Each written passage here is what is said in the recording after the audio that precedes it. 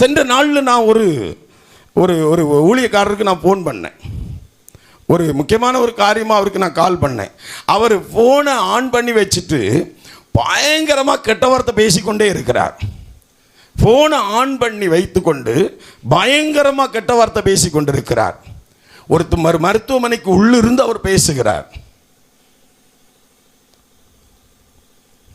பிடி முடித்தாள்.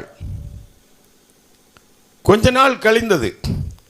நான் அவனுக்கு ஃபோன் பண்ணி கேட்டேன், டேய் நீ என்ன கெட்ட வார்த்தை அன்னைக்கு பேசிட்டு இருந்த, அது எப்போ அண்ணா, எந்த நேரம் அப்படின்னு கேட்டான்.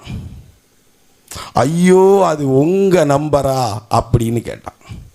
கேட்டுட்டு அடுத்தவன் சொன்னான், ரொம்ப கோவம் வந்து ரொம்ப டென்ஷன் வந்தது, அதனால நான் பேசிட்டு இருந்தேன் அப்படின்னு சொன்னான். ஹல்லேலூயா, ஹல்லேலூயா.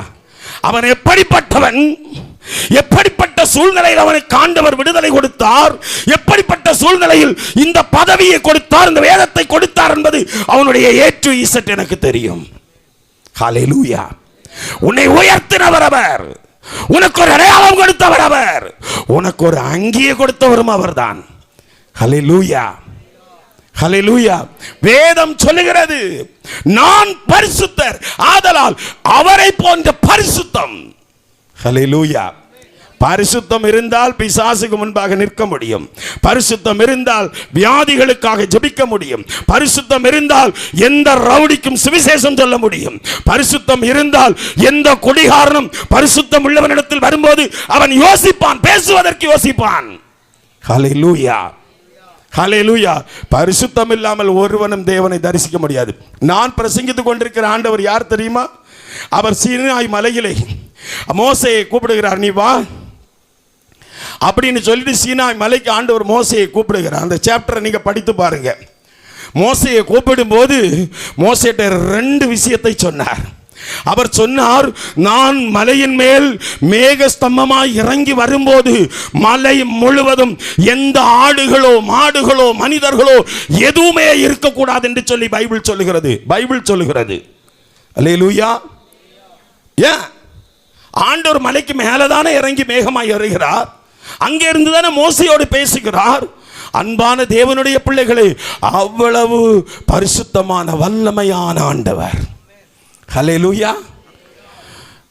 இஸ்ரவேல் தேசத்தில் அவ்வளவு ஜனங்கள், அவ்வளவு யூதர்கள், ரட்சிக்கப்படாதவங்க ரட்சிக்கப்பட்டவங்க நிறைய பேர் இருக்கிறாங்க. ஆனால் தெய்வத்தை தரிசித்த ஒரே மனிதர் மோசே. ஹல்லேலூயா. அதுவும் தெய்வத்தை எப்படி தரிசித்தார்? 40 நாட்கள் தண்ணீர் குடியாமலும் அப்பம் புசியாமலும் 40 நாட்கள் இருந்து தெய்வத்தை தரிசித்தார். ஏ வாலிப தம்பி, நீ எப்படி தரிசிக்கிறாய்? உன் வாயின் வார்த்தைகள் எப்படி இருக்கிறது? நீ எப்படி தெய்வத்தை தரிசித்து தெய்வத்தை ஆராதிக்கிறாய்? ஹல்லேலூயா. பரிசுத்தம் இல்லாமல் எவனும் ஆண்டவர்கிட்ட வரவே முடியாது. யாரும் வர முடியாது. நம்ம 2 பேர் 2 நாள் தூஷிக்கலாம், அடுத்து அவனுக்குள்ள ஒரு உணர்வு ஆண்டவர் வைப்பார். மோசையை பார்த்து 2 பேர் சொன்னாங்க, உன்கிட்ட மட்டும்தான் ஆண்டவர் பேசுவார், ஏன் எங்கள்கிட்ட பேச மாட்டாரா? எங்களோடு ஆண்டவர் பேச முடியாதா? சொன்ன மாத்திரத்தில் மேகத்தூணில் இறங்கி வந்து உமிழ்ந்து துப்பின தேவன். குஷ்ட ரோகம் அவளுக்கு வந்தது. ஹல்லேலூயா. அப்புறமா போய் பரிசுத்தமா வாழ்ந்து பரிசுத்தமா உபவாசித்த மோசே போய் தரப்பில் நிற்கிறார். அல்லேலூயா. எனக்கு அருமையான சகோதரனே சகோதரியே, பரிசுத்த வாழ்க்கை இருந்தால் உயர்வு வரும். பரிசுத்த வாழ்க்கை இருந்தால், பரிசுத்தம் எப்படி?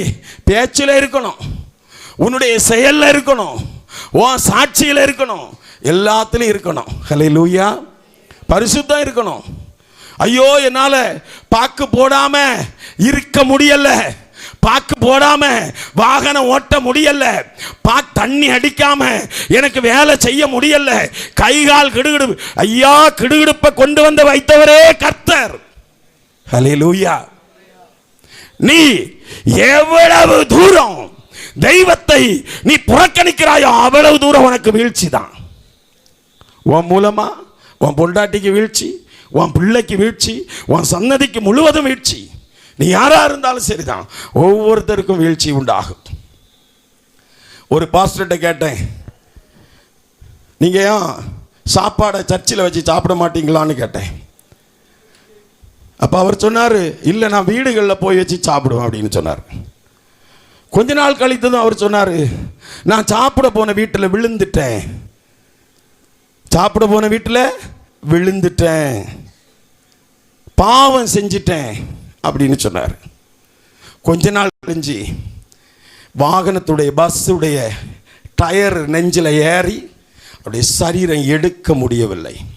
அன்பான தேவனுடைய பிள்ளைகளே, நீ ஆண்டவருடைய ஊழியத்தை செய்கிறவனாய் இருந்தால், ஆண்டவருடைய ஊழியத்தை செய்கிறவளாய் இருந்தால், உண்மையாகவே சொல்லுகிறேன், பரிசுத்தமாய் கர்த்தரோடு இருங்கள். பரிசுத்தம் இல்லைன்னா நீங்கள் என்ன கொடுத்தாலும் தோல்விதான் வரும், தோல்விதான் வரும். ஆதியாகமத்தின் புஸ்தகத்தில் யோசேப்பு என்று சொல்லுகிற ஒரு மனுஷனை நீங்கள் பார்க்கிறீர்கள். யோசேப்பு மிகவும் பாடுகளை அனுபவித்த ஒரு யோசேப்பு. யோசேப்புக்கு ஒரு தரிசனம் இருந்தது. ஒரு நாள் என்னை ஆண்டவர் உயர்த்துவார், என்னை ஆண்டவர் ஆசீர்வதிப்பார், என்னை ஆண்டவர் மேன்மைப்படுத்துவார் என்று சொல்லுகிற ஒரு பயங்கரமான ஒரு தரிசனம், பயங்கரமான ஒரு விசுவாசம், பயங்கரமான ஒரு நம்பிக்கை யாருக்கு இருந்தது? யோசேப்புக்கு இருந்தது. சகோதரர்கள் எல்லாரும் வந்து யோசேப்பை மிகவும் மோசமான வார்த்தைகளாய் திட்டி, யோசேப்பை சொப்பனைக்காரன் வருகிறான், அவன் வருகிறான், இவன் வருகிறான் என்று சொல்லி யோசேப்புடைய நம்பிக்கையை, விசுவாசத்தை குண்டி போக வைப்பதற்கு நன்றாக பிரயாசப்பட்டார்கள். பிசாசு அவர்கள் மூலமாய் நன்றாக பிரயாசப்பட்டான். ஆனால் யோசேப்பு சரியாய் வாழ்ந்தார். ஹல்லேலூயா. யோசேப்போடு கர்த்தர் இருந்தார். யோசேப்புக்கு பாவம் செய்வதற்கு நிறைய தருணம் அவனுக்கு கிடைத்தது, மறுதலிப்பதற்கு நிறைய தருணம் யோசேப்புக்கு கிடைத்தது. ஆனால் குழியில் போட்ட பிறகும் அவர் நம்பி இருந்தார். சிறைச்சாலையில் பிடித்து அடைத்த பிறகும் அவர் நம்பி இருந்தார், விசுவாசித்து இருந்தார். ஹல்லேலூயா. கடைசியில் ஒரே நாள், ஒரே நிமிஷத்தில் உயர்த்தப்பட்டார். யோசேப்பு ஒரே நேரத்தில் உயர்த்தப்படுவதற்கு பெரிய ஒரு காரணம் யோசேப்பின் பரிசுத்தம்.